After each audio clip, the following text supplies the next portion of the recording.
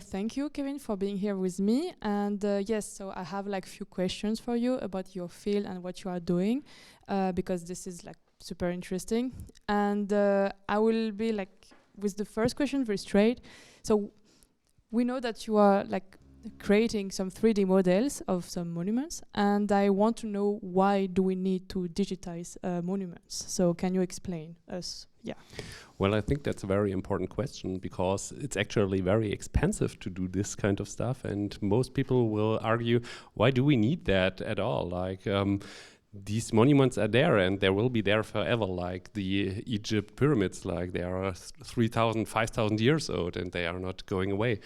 But that's not really true, because we all see in our current times there are things in our environment that we cannot think about, or that we cannot be aware of to do it, like terrorists that destroy cultural heritage sites, or like war, or like the climate change, where actual disasters happen that destroy cultural heritage sites. So if we want to provide our children, or the children of our children, the opportunity to see what our ancestors did, then we need to find ways of preserving this cultural heritage. And this can be done, for example, by digitizing them. And it's very important to always keep in mind that it's not only the digitization process. Like, if we have these 3D objects, or if we have images or videos, then we also need to think on how to interact with these objects, like how to empower people to travel into these objects, and do this using, for example, virtual reality or other applications. Okay, thank you. Yeah, this is a great alternative to keep these monuments in a permanent way somewhere.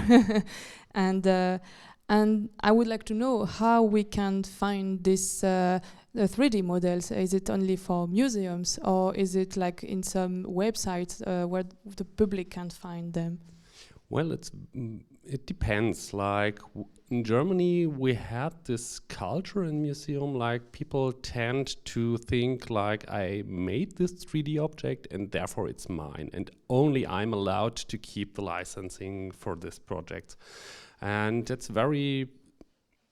it's not a good way of thinking about it, because most of the time you spend the money, you create this 3D model, and then you store it on a disk, and then you place the disk in a desk, and then it's gone away.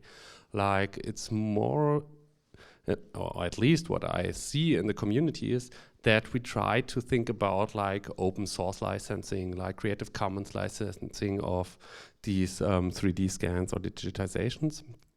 And most of the projects that I see tend to go onto public web pages, something like Sketchfab or TurboSquid or something like that. And there is one non-governmental organization, like it's called, no, I lost the word in my Open Cultural Heritage. It's a project that tries to scan as many objects as possible, and they say, we are doing that for free. You can ask us if you want to make a 3D scan, but you have to publish it under an open source license on Sketchfab. And they are very successful with that. Like, they did, I think, around 400,000 to 500,000 3D scans in the last 5 years. Like, they are very successful in doing that, because they do not think like, we want to make this digitalization and then we want to keep it for ourselves. Like, they think a different way. And I would say this is the right way to do. Okay, this is very interesting, and I would like to know, so how we can create these monuments, these 3D models.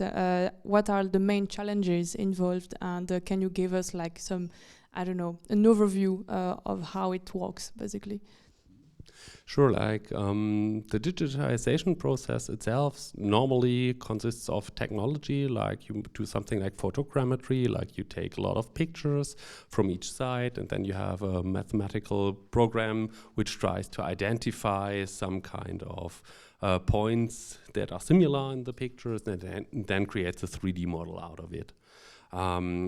most of the applications that I know are trying to do it very automatically at the moment. Like I was at the Digital Heritage in Siena in September this year, and there were really cool applications. Like you had one was from Fraunhofer, where you had a robot arm which had a camera attached to the front, and then it was for smaller objects, and the robot arm took pictures from every page and then had an artificial intelligence application in the background to identify where it had to rescan and to rebuild the object. Then we also had some kind of backpack where you had a 360-degree camera on it, and you only had this backpack and walked around the monument, and the application created like the 3D scene for you, which was for larger sceneries, like if you wanted to scan the whole Colosseum or something like that. And also what is currently done is that drones are used. Like you take a drone, and at the bottom you have this 360-degree camera or a normal camera, and then you fly around and take the pictures from every angle that you need to create the 3D object at the end. In an optimal world, this would work perfectly and you do not have to do anything else, but in reality, then most of the time people need to sit down and to take a look onto the actual 3D model that came out of the automated process, and then they have to rework things. Like, for example, if you have objects that have holes inside them and the camera has no angle to get into it, then you need to rebuild it by your hand. Or sometimes you do not really have the opportunity to take pictures and to use photogrammetry. Like in one project that I was working with, we made a visualization of Herod's temple, which was destroyed after 70 Common Era. And today we do not have any image of this temple, we only have textual description. And so based on some research that we found and these textual descriptions, we made a visualization all from our hand, like from scratch. We used Blender 3D modeling software and created everything by ourselves, just based on the scientific research that's done so far. This is also to be kept in mind. Like, we always need to think about, okay, what is there, what can we use, and how can we rebuild things that are not properly there. Okay, so I see that there are like many ways to create these 3D models, and I know that you worked on so many projects. So what was your favorite one? Maybe you have something you would like to share, like an experience. Well, since for myself, I would define myself as a player. Like, I like to play video games, and one of my favorite projects that I worked in was the Coding Da Vinci hackathon in 2022, where cultural institutions like museums were able to give their data to the project. Then they learned how to digitize the data, and then they presented it. And we had a 6-week lasting game jam, like where the people were able to create any application with the data from a museum. And at the end, they made most of the people made a game. And from this project, we had one project which was together with the Hornwald House in the city Bietigheim-Bissingen, and we made a virtual reality bow shooting game about imakemono, which are large image scrolls, whereas the rules of a Japanese bow shooting game is depicted on on this image. Yabusame, like normally a samurai did that, like they were on the horseback and then they had to shoot targets. And the funny thing about this project was, like, we had this 2D scrolls, and I think we had 4 competing teams, and each team made a 2D game.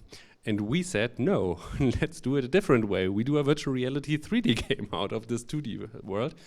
And it was very funny because it was very immersive. Like, we cut out from the digital images, we cut out several elements, placed them in our virtual world around us. So it looked like we were inside of the scroll. And on the other hand, it was very interactive because we were bow shooters. Like, we did all the time bow shooting in the game. And it was very funny to play the game, to be in this world.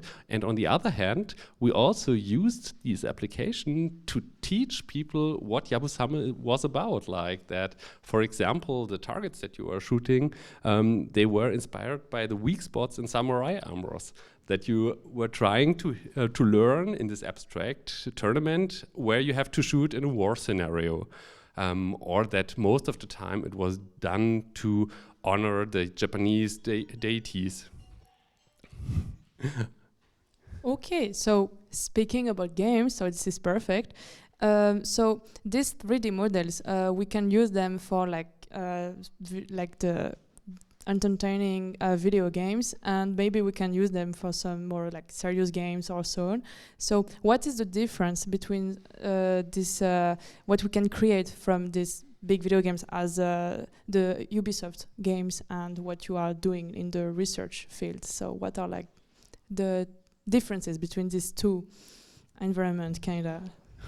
Okay, like serious games itself, it has a kind of negative interpretation if you talk to people, because people always think serious games are not there to have fun or to make fun or to give people fun.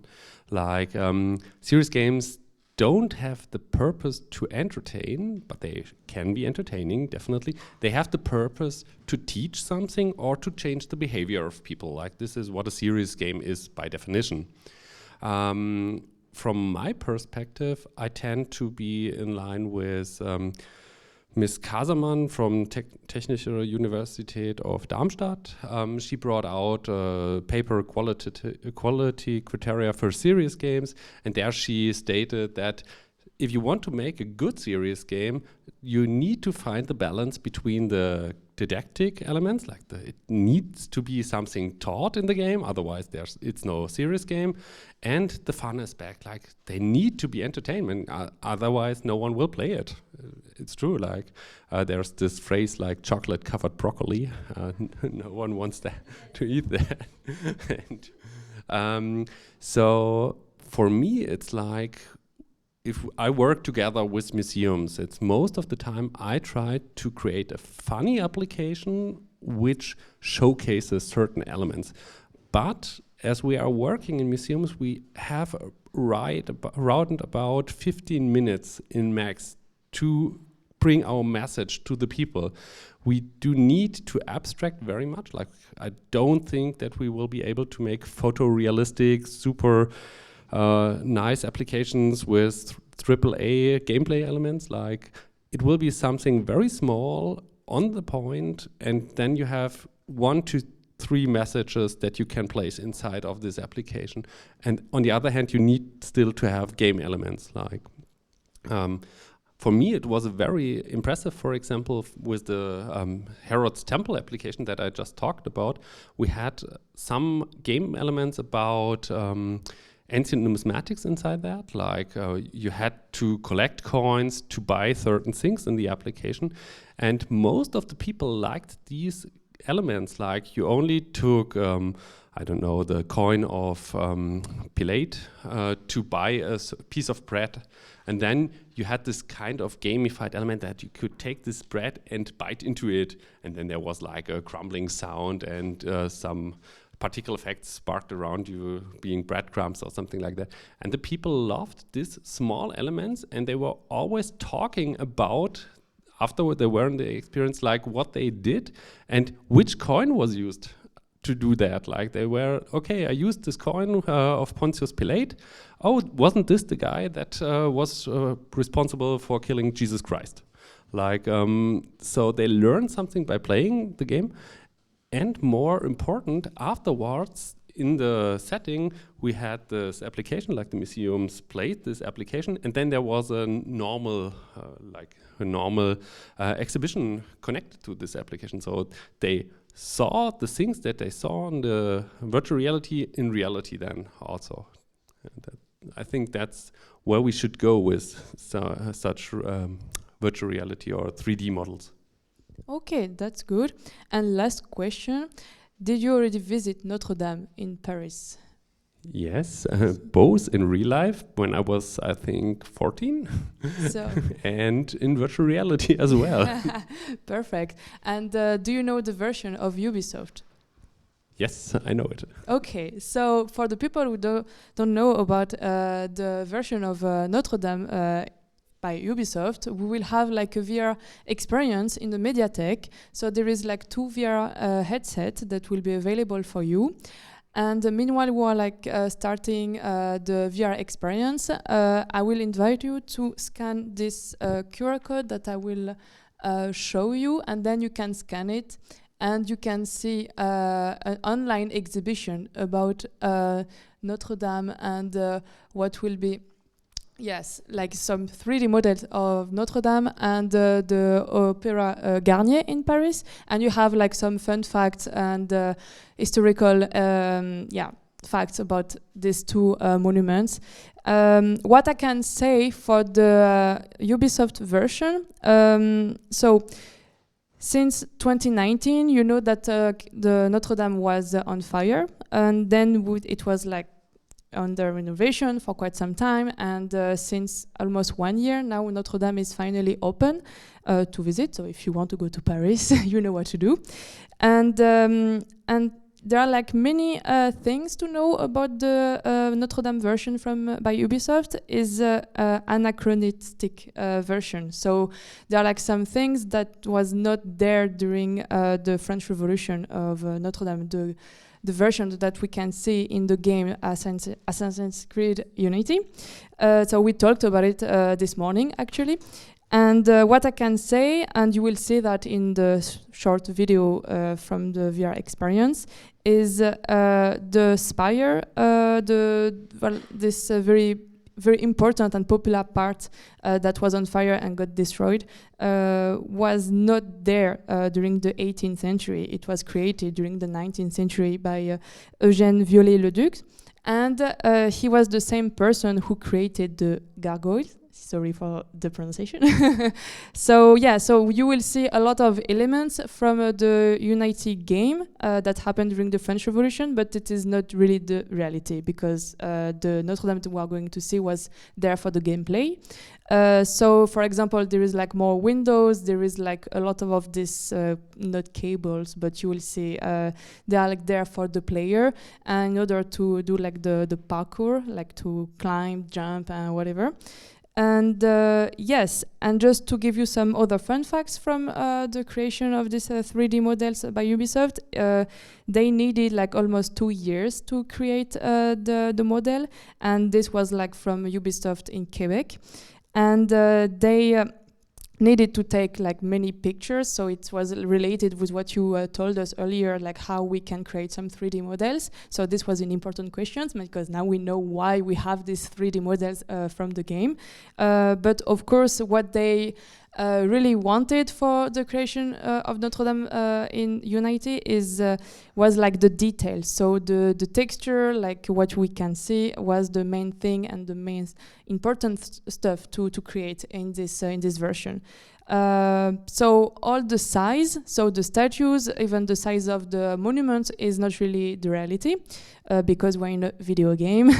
And the most important part was, as I said, the detail. So that's why they took so many time and they took so many pictures to create something very real and this authenticity. So yeah, it's what we like to study in history with the video game field stuff.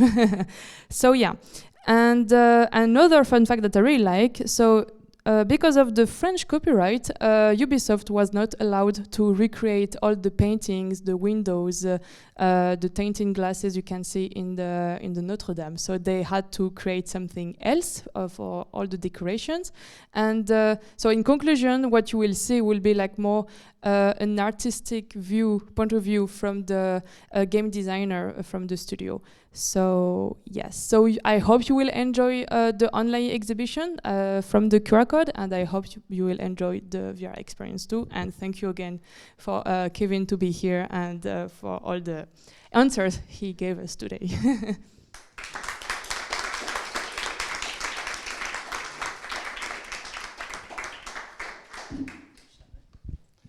So now we will move to the VR portion, I believe the VR experience. And if I understand correctly, we will have 2 headsets set up in the Mediatek. For those who haven't visited, also a good chance to visit the Mediatek.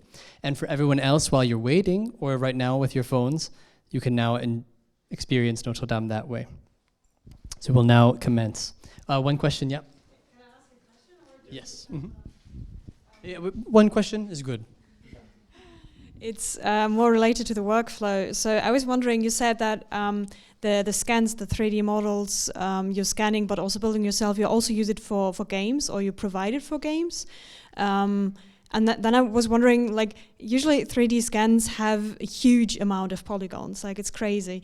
I know that you do not have to care too much if the model's not moving in a game, but how do you do it? Like, do you also take the work steps to reduce the poly count? And also when you're building them yourself, do you do a high and low poly model, or do you have to do a lot of retopology to decrease it, or what's the workflow there? And